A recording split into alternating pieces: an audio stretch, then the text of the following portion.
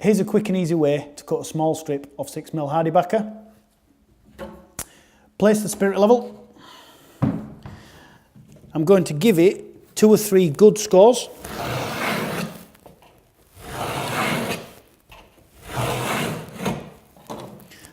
Then take the spirit level,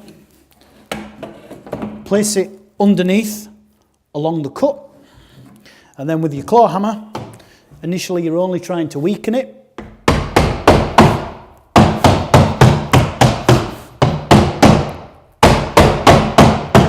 And then you are trying to break it down.